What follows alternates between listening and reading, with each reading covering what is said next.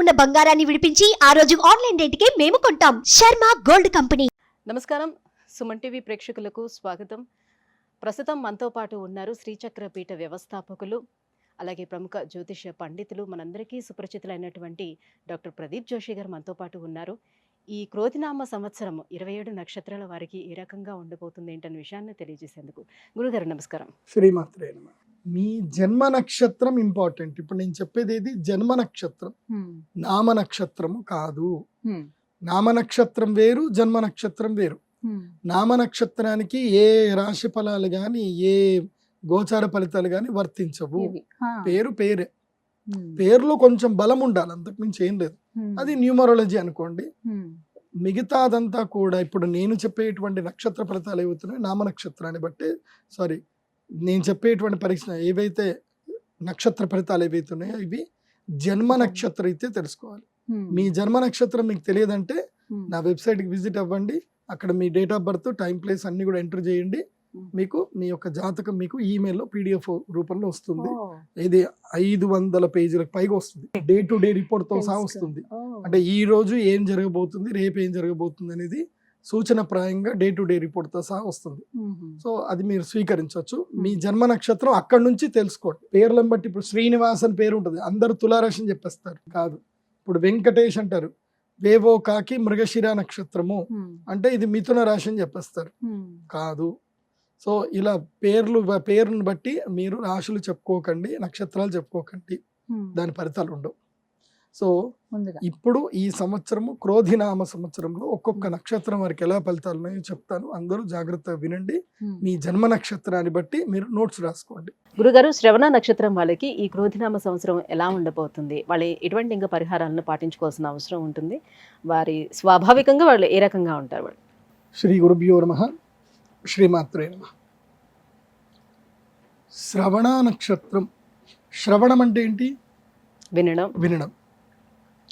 కానీ శ్రవణ నక్షత్రం వారు చేయని పనే అది. వాళ్ళు వినరు, ఎవరి మాట వినరు, వాళ్ళకి నచ్చిందే వాళ్ళు చేస్తారు. అండ్ ఈ ప్రపంచంలో బద్ధకరత్న అవార్డు ఎవరికైనా ఇవ్వాలి అని అంటే వాళ్ళు శ్రవణ నక్షత్రం వాళ్ళకి ఇవ్వచ్చు. బద్ధకరత్న, జాతిరత్న బిరుదులు ఏమైనా ఉంటే వీళ్ళకి ఇవ్వచ్చు.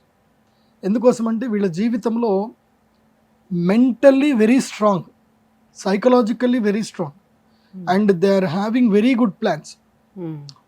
ప్రాబ్లమ్ సాల్వేషన్ మెథడాలజీలో వీళ్ళంతా 100% ఎవరు ఉండరు. They are very good having the problem salvation methodology.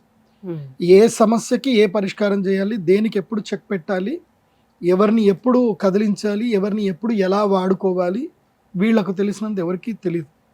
మంచి చాణక్య నీతి తెలిసినటువంటి వారు. కాకపోతే వీళ్ళు వేరే వాళ్ళ మాట వినరు. శ్రవణం అంటే వేరే వాళ్ళ మాటలు వినరు. ఒక ఒపీనియన్ వినడం కానీ, ఎవరైనా ఒక ఏదన్నా గైడ్లైన్స్ చేస్తున్నా అది వినరు. ఇంకోటి ఏంటంటే వీళ్ళకి జీవితంలో వీళ్ళు smart workers, not hard workers. Hard work చేయరు, స్మార్ట్ వర్కే. కూర్చున్న చోట డబ్బెలా సంపాదించాలి వీళ్ళని అడగండి చెప్తారు. అప్పులు ఎలా చేయించాలి, అప్పు ఎలా రాబట్టాలి, అప్పుల వాడు ఫోన్ చేస్తే వాడిని ఎలా కన్విన్స్ చేసి వాడిని ఒక 3 monthsకి ఎంగేజ్ చేయాలి, వీళ్ళకి తెలిసినందుకు ఇంకెవరికి తెలియదు. వీళ్ళ జాతకం అది, లక్షణం అది. ఈ సంవత్సరం మాత్రం శ్రవణ నక్షత్రం వారికి అద్భుతమైన రాజయోగం ఉంది. సిరి సంపదలు కలుగుతాయి, అప్పులు తీర్చేస్తారు, గృహయోగం కలుగుతుంది, రాజయోగం ఉంది. వీళ్ళ మాట పారుతుంది, వీళ్ళ యొక్క ఐడియాలజీ చాలా ఇంప్లిమెంట్ చేస్తారు, ఎక్స్ప్లోర్ చేస్తారు, చాలా బాగుంది. కాకపోతే ప్రేయసి ప్రేమికులు, భార్య భర్తల మధ్యన మాత్రం గొడవలు వస్తాయి, తగాదాలు వస్తాయి. ఎందుకు వస్తాయనంటే ఇదిగో ఇదే ఈ ఐడియాలజీ బయట వాళ్ళ మీద పెట్టాలి, ఇంట్లో వాళ్ళ మీద పెడితే అట్లా పెట్టకూడదు కదా. ఇంట్లో వాళ్ళని ప్రేమగా చూసుకోవాలి. ఇంట్లో వాళ్ళ మీద కూడా మీరు ప్లాన్లు వేస్తే దొరికిపోతారు ఎప్పుడైనా. బయట వాళ్ళ మీద ప్లాన్ చేస్తే అది అక్కడికక్కడికి క్లోజ్. కాబట్టి బయటది ఇంట్లోకి చేయకండి, ఇంట్లో దాన్ని బయట చేయకండి. సో రిలేషన్షిప్స్లో ఇబ్బందులు కలిగే అవకాశం ఉంటుంది మకర రాశి వారు.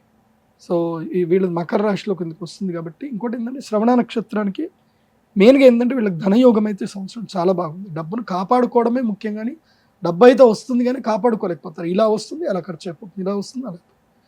కాబట్టి నేను వీళ్ళకి చెప్పేది ఏంటంటే ఈ సంవత్సరం మీకు ఏమైనా రుణాలు ఏమైనా ఉంటే, అప్పులు ఏమైనా ఉంటే తీర్చేసుకోండి. ఈ సంవత్సరం అప్పులు మొత్తం తీర్చే బాగుంటుంది. సో ఇంకా పరిహారం వస్తే కనుక మీ జన్మ నక్షత్రంలోనే కలియుగ ప్రత్యక్ష దైవం శ్రీ వెంకటేశ్వర స్వామి వారిని దర్శనం చేసుకోండి. ఎందుకోసం అంటే మీకు ఏళ్ళనాటి శని ప్రభావం కూడా ఉంది కాబట్టి తప్పకుండా ఆ వెంకటేశ్వర స్వామి వారిని శ్రవణ నక్షత్రం రోజే దర్శనం చేసుకోండి. అలా ప్లాన్ చేసుకోండి. అంటే ఏలినాటి శనికి కూడా ఏమైనా ప్రత్యేకమైన పూజలు ఏమైనా చేయించుకోమంటారా? ఏలినాటి శని ప్రభావము బాగా ఉంది. అంటే ఇప్పుడు వెళ్ళిపోతున్నాడు, ఇంకా సంవత్సరంన్నర, ఇంకా 2 సంవత్సరాలు ఉంటుంది వీళ్ళకి ఏలినాటి శని. సో ఇప్పుడు ఏం చేస్తాడు అంటే ఆల్రెడీ జాడి చేశాడు, ఇంకా ఆల్రెడీ పిండాడు, ఇంకా ఇలా దులిపి ఆరేయాలంతే. సో ఆ టైం వస్తుంది ఇంకా. సో ఇప్పుడు ఏలినాటి శని వీళ్ళకి నాభిస్థానంలో ఉంటాడు ఏలినాటి శని కాబట్టి లస్ట్ని కంట్రోల్ చేసుకోండి. ఇంకా అంతే, రిలేషన్షిప్స్ కంట్రోల్ చేసుకోవడం, రిలేషన్షిప్స్లో ట్రాన్స్పరెన్సీగా ఉండడం అదొకటి చాలా మంచిది. వీళ్ళకి కూడా కొన్ని ఇబ్బందులు వస్తాయి, అవి జరగద్దు అంటే వెంకటేశ్వర స్వామిని దర్శనం చేసుకోవడం అనేది చాలా ముఖ్యం. పరిహారం వరకు విషయానికి వస్తే కనుక వీళ్ళు చేసుకోవాల్సిన ఒక పరిహారం ఏదైతుందో వైనతేయ తంత్రం అని ఒకటి ఉంటుంది. దీన్ని గారుత్మత తంత్రం అని కూడా అంటారు. సో ఇది బాగా గుర్తుపెట్టుకోండి, ఏంటి వైనతేయ తంత్రం. ఈ తంత్ర పూజ చేయించుకోవడం వల్ల వీళ్ళకి మేలు జరుగుతుంది.